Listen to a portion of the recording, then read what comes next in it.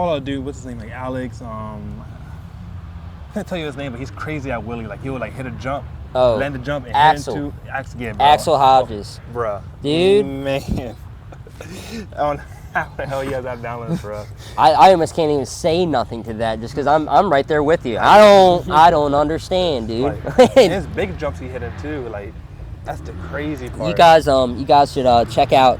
He had a video. I think it was his Real Moto is what they called it, and it's like you and your rider and your cameraman. You go out and you do like just your own video of whatever the hell you want moto related, dude. He went up a ramp into a nose wheelie, okay? And right at the end of the ramp, he just hit it harder and went, whoop, and front flipped. That's crazy. I forget which one it was, but you guys have to find that and check it out. It's crazy, dude. Man.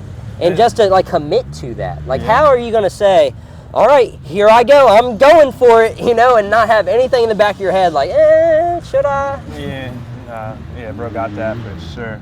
And I guess it's crazy. I'm surprised now on like this record. Yeah. Like I just feel like I found him on Instagram, so I can only imagine like the money that's coming in on the races versus like someone that's on Instagram and YouTube just doing their little tricks and all of that.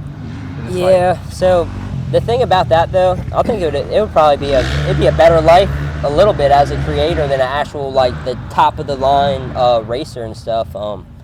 Dude, the stuff that those guys have to go through, it's just like the training, and then the traveling. So, like, say this, Budds Creek just happened, 2 weeks ago, and those guys just came from Pennsylvania.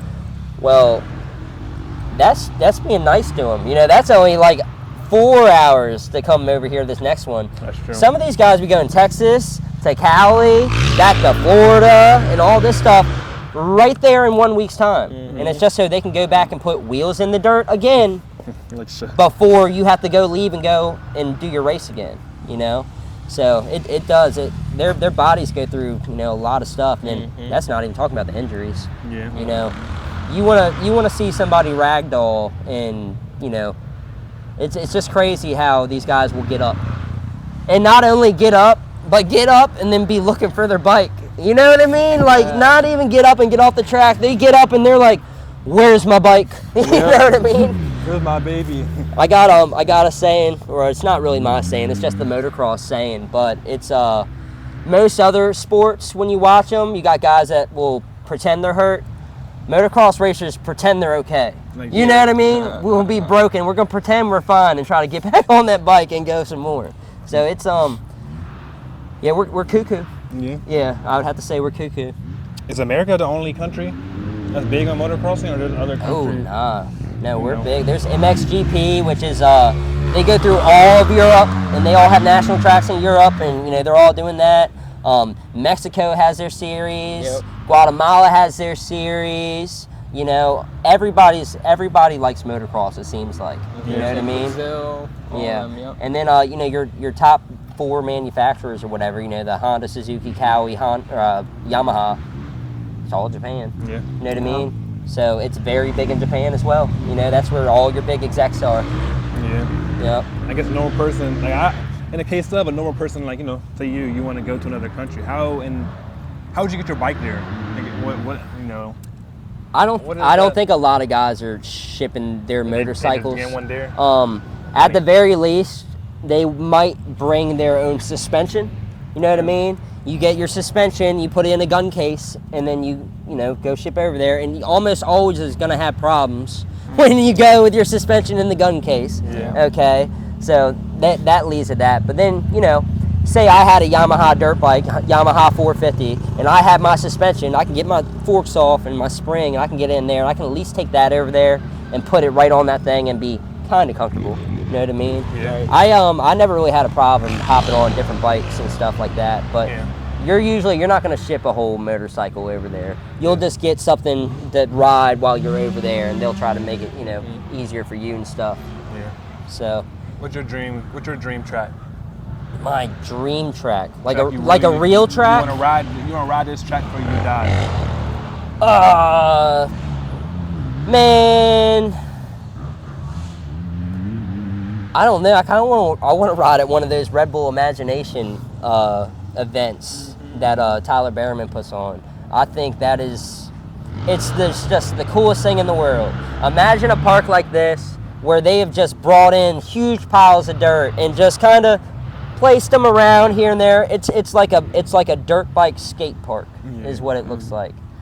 I'd like to do one of those events, and I definitely want to try to make it out to CGI facility. I think they're in South Carolina, I think. But it also looks like a dirt bike fun park, really. And, you know, I'm more of like the big jump type. Like, that's more up my alley. Whenever I'm at a regular track, I'm always trying to look to find a jump that I can do that ain't supposed to be a jump style thing. And I get a lot of joy out of that, and a lot of fear too sometimes, you know. Really exhilarating when it goes right. Scary as hell when it goes wrong, you know. Terrible when it goes But wrong. yeah, that's you know, I love that stuff. Like, you know, when say we're going on a road trip, all right? We're all in the car, we're all looking out the window, all right? We're all thinking about something. Dude, my head's out the window looking at the fields going, rah, rah. Like you said. You know what I mean? Hey, you watching mailboxes, you driving by, rah, bat. You know what I mean? Your wife's like, honey, what are you doing? You're just drawing in your head. Hey, it's funny though because I caught my son doing it. Like you said. Yeah, oh yeah, he's looking out the window. He actually told me on the way here this morning. He's looking out the window. He's like, "Have you ever looked out the window and just wish you had your bike on the back so you could stop and just go hit that?" I was like, "All the time, son, all the time." You know what I mean? Yeah. You're speaking to the choir. Yeah, he got it from his dad. I know. Now, Red Bull be going crazy as shit, though, bro. I've been like, man, we've all been watching him since we was a kid, but like, I feel like at this point, bro, I don't know if Red Bull is a drink or is it a sport. Like, you know, it's one of those two. They just going crazy. Dude, bro. I think they're just a lifestyle, really. I mean, they're like a. Red Bull. If you want to do some crazy shit, we're the drink for you. You know what I mean? Like, pretty much. Yeah, 100%. Do you not fit in with the regular crowd? You might be a Red Bull athlete, you know? Shit. I'd like to get a Red Bull helmet. They're freaking badass. Yeah, I would love to see you on Red Bull one day. That'd be tough as shit. Yeah, I'd like to do something like Carson Brown does. I don't know if you guys know Carson Brown. He's that guy who has the videos online where he'll shred on a 1973 dirt bike and then hop on this other dirt bike and do the same thing, ripping around.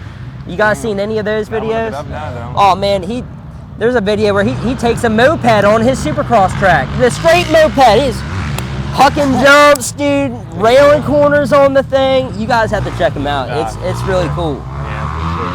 Hey, before we go and all the, you want to shout yourself out? I need to. You want to shout your YouTube out? I mean, we're gonna put it on the description, but you know, you want to. All right. Yeah, no, I'm cool with that. So, if you want to find me on anything on Instagram and YouTube, I'm at sclark442.